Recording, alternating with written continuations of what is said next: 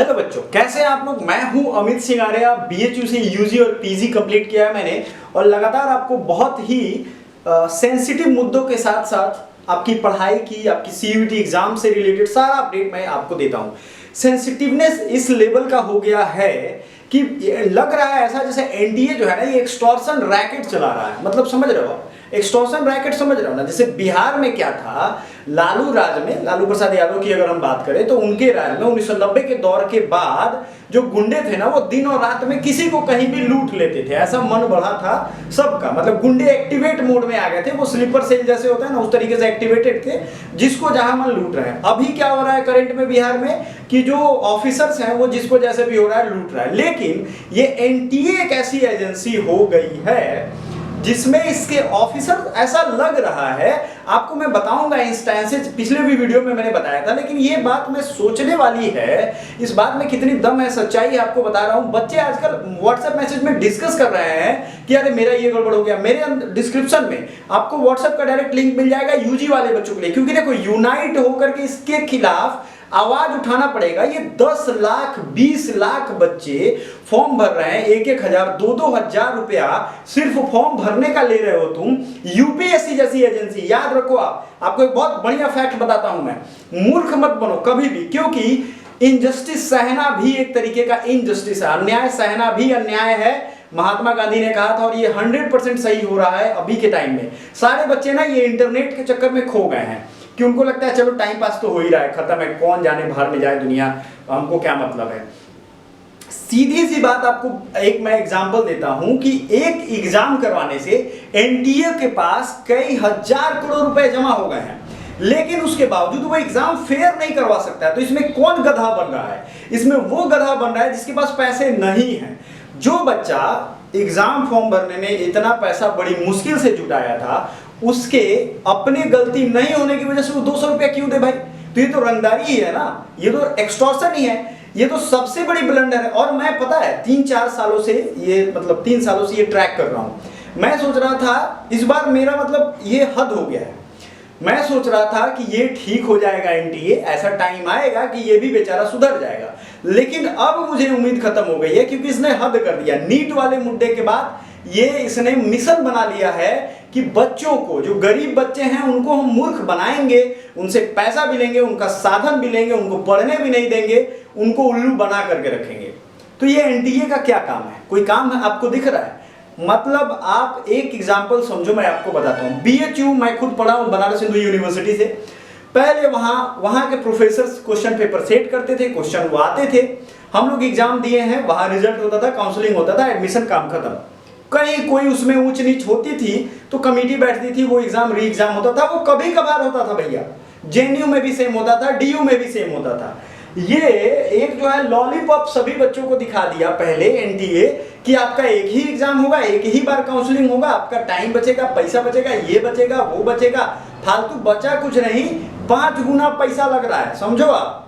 जब ये offline exam होता था, सभी अपने अपने कॉलेजों में, याद करो, पुराने लोगों से पूछना, जो बच्चे हैं उनको मैं बता रहा हूं, उस समय अगर कोई क्वेश्चन गलत होता था तो सभी के क्वेश्चन, मतलब वो क्वेश्चन हटा दिया जाता था। मान लो 300 नंबर के क्वेश्चन है, 2 क्वेश्चन गलत है तो 8 नंबर घटा दिया गया, तो फुल मार्क्स अब घट के कितना हो जाएगा? 292 हो जाएगा।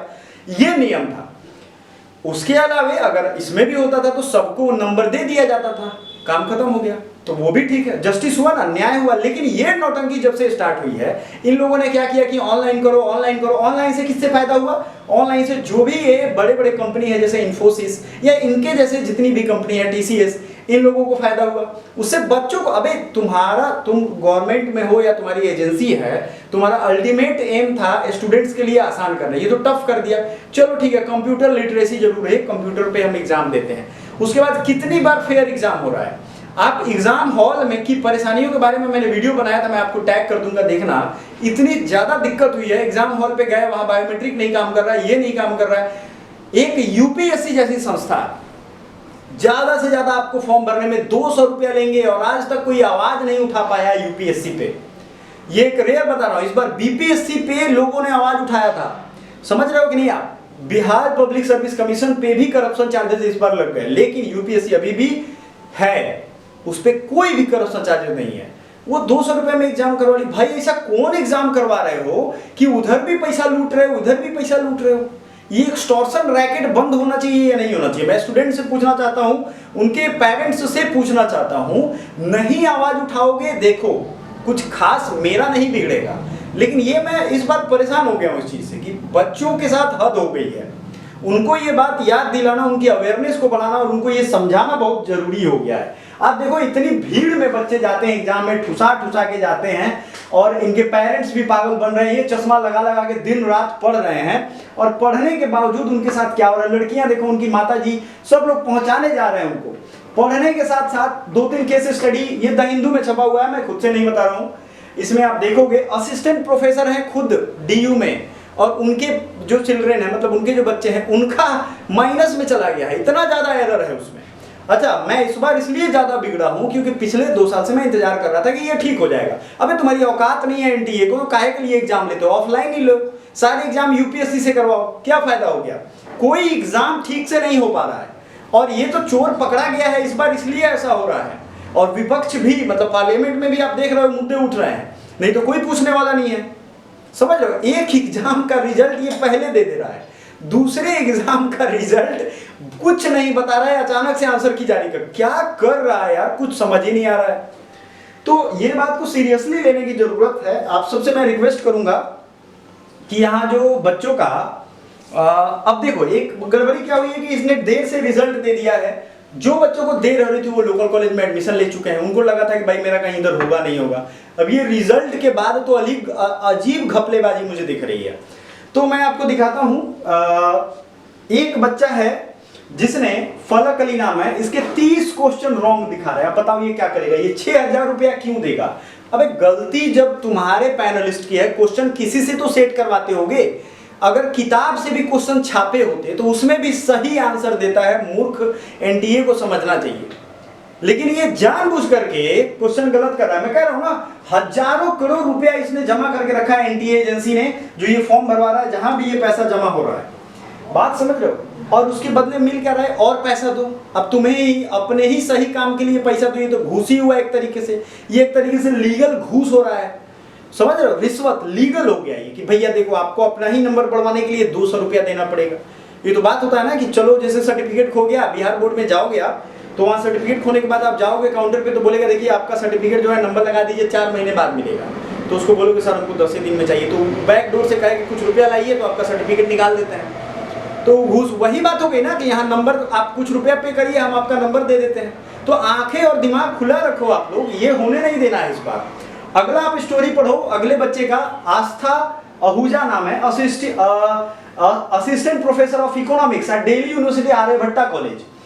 इनकी बेटी की स्टोरी है, इन्होंने सब कुछ अच्छे से दिया। आप सोचो, आप प्रोविजनल आंसर की जब आया तो इनका भी माइनस में चला गया। लोग मान लेते हैं, हम सोचते हैं कि गरीब है भाई, गरीबों को पढ़ने का अधिकार नहीं है देश में। लेकिन ये जो है, ये अब एनटीए गरीबी अमीरी में भेद नहीं कर रहा है। इसकी बदमाशी करने में ये जो है ईमानदार है। मतलब एक कहावत है ना कि हम बेईमानी करेंगे लेकिन ईमानदारी से बेईमानी करेंगे।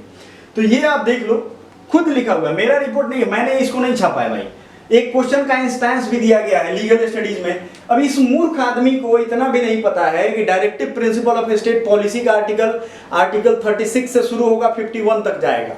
और ये क्वेश्चन का आंसर जो था, इस क्वेश्चन में अगर हम देखेंगे तो एनवायरमेंटल प्रोटेक्शन एक्ट 1986 के बारे में बात हुई थी, भोपाल गैस ट्रेजेडी की बात हुई थी। तो इसमें एनसीईआरटी बुक के हिसाब से भी इसका आंसर 253 होना चाहिए। इसने क्या कर दिया, 38 आंसर दे दिया। 38 में जाकर के देखोगे कहीं भी इसका कोई जिक्र नहीं है। तो ये मूर्ख आदमी, अगर एनवायरमेंट के रिलेटेड बात है तो वो आर्टिकल 48 में है, डायरेक्टिव प्रिंसिपल में, लेकिन इनको ये कुछ नहीं मालूम है। तो इसका मतलब तो मैं यही निकालूंगा कि जानबूझ के आंसर गलत करो, बच्चों से उसका पैसा ऐंठो, और हजारों बच्चे हैं भाई। अच्छा, इस देश में क्या होता है कि इंटरनेट जब से फ्री हुआ ना, तब से इंटरनेट ही चल रहा है, बच्चों के दिमाग नहीं चल रहा है।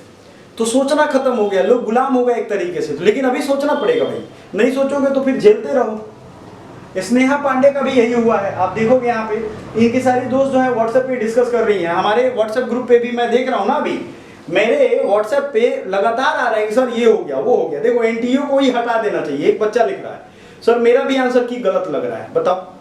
अब ये हो गया तो यहाँ आप क्या भरोसा करोगे उसको? सबका तो यही हाल है। तो एनडीए को रखने का अब हमें कोई मतलब नहीं समझ में आ रहा है। इससे बढ़िया था कि पहले ही जो कॉमन एक एग्जाम होता था ना, वही ज़्यादा बढ़िया था। ठीक है, अब बाकी आप लोगों की राय मैं छोड़ता हूँ। क्या इस पे टॉपिक पे आप क्या देखना चाहते हो? हर जगह आपको न्यूज़ मिल जाएगा। जो भी हो रहा है हमें जरूर बताइएगा। इसके खिलाफ हम आंदोलन शुरू करेंगे ट्विटर पे, क्योंकि ये ठीक नहीं है। Thank you so much.